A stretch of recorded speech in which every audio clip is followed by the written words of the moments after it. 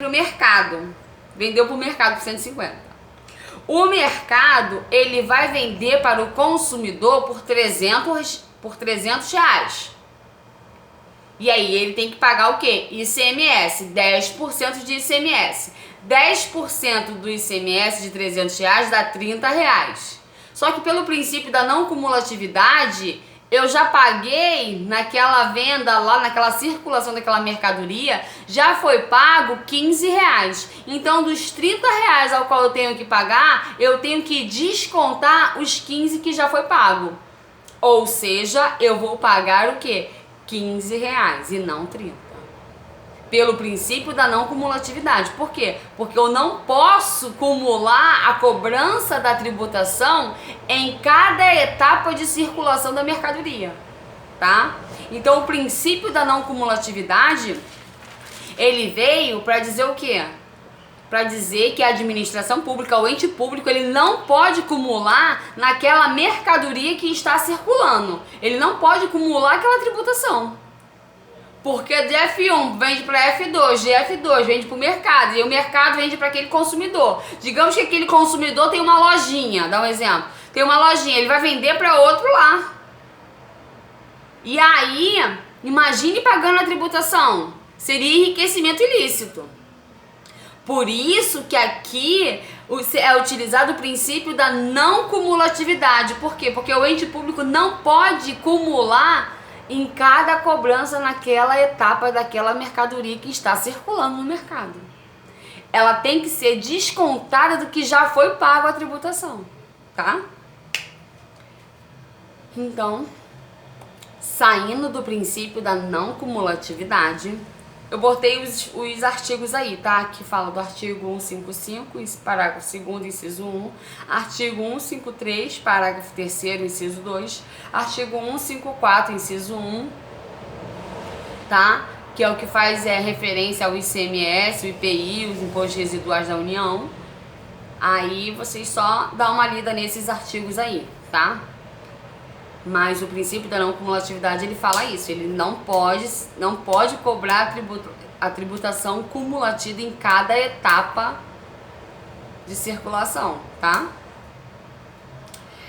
Entramos agora no princípio da seletividade. O que fala o princípio da seletividade? O princípio da seletividade, ele se encontra no artigo 153, parágrafo 3º. 153, parágrafo 3º. Vou ler, ó. Compete à União instituir impostos sobre os impostos previstos no inciso 4º. O inciso 4º é produtos industrializados, tá? Será seletivo em função da essencialidade do produto. Ou seja, o IPI, ele será seletivo dependendo da essencialidade. O que isso quer dizer? Que quanto mais o produto for essencial, menos a tributação. Quanto menos o produto for essencial, mais alta será a tributação, tá? Ou seja, por que é isso? Porque, por exemplo, um perfume importado, ele é muito caro. Por quê? Porque ele não é necessário para a sobrevivência do contribuinte. Ah, professora, vou andar fedida? Não, gente. Não é questão de andar fedido. Isso aí não é essencial para a sobrevivência daquele contribuinte. Então, mesma coisa, é caviar, essas comidas que são mais caras. Então, por quê? Porque não é essencial.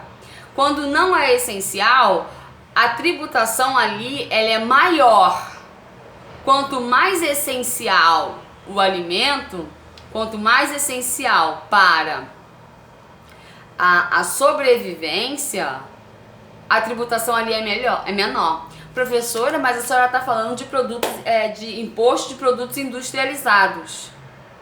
Quando você compra o arroz, o feijão, ele vem embaladinho, ele vem limpinho.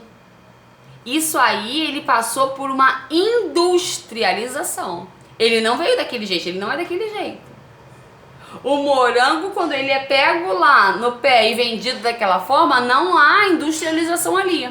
Quando pegou o morango, embalou, colocou no isoporzinho, passou o papel filme em cima, ali já é uma industrialização. E aí ali já tem a tributação do IPI, porque passou por uma industrialização.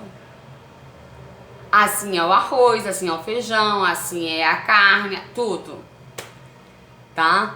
Tudo que não vem do seu formato raiz, né? É industrializado. Se você não compra conforme a pessoa pega lá, é industrializado, tá? E aí há a cobrança do IPI, que é o Imposto de Produtos Industrializados, tá?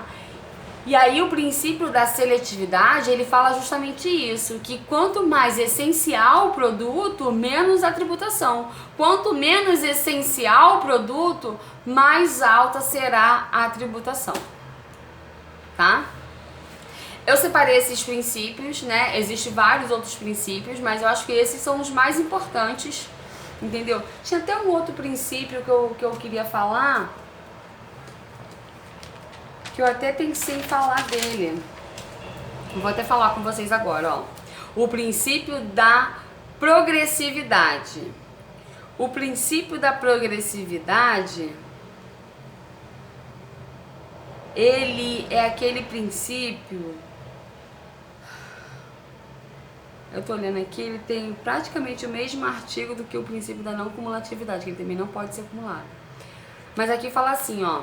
A progressividade é justamente a tributação na capacidade do IR de cada um. Por exemplo, a pessoa que ganha mensalmente R$500, é aquele exemplo que eu estava dando, é isenta de pagar o IR.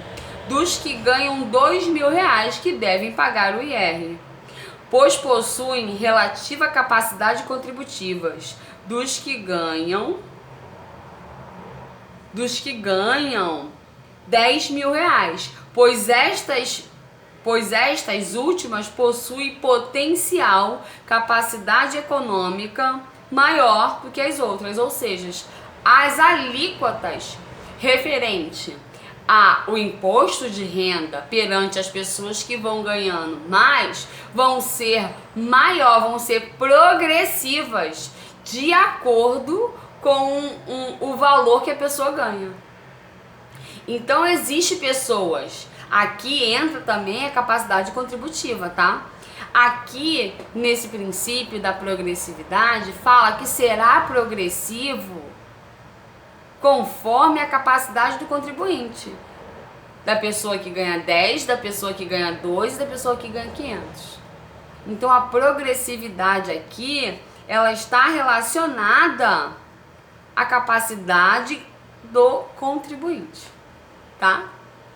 Então, gente, eu espero que vocês tenham gostado. Qualquer dúvida, vocês entrem em contato comigo. Vocês têm o meu zap, vocês têm o meu e-mail.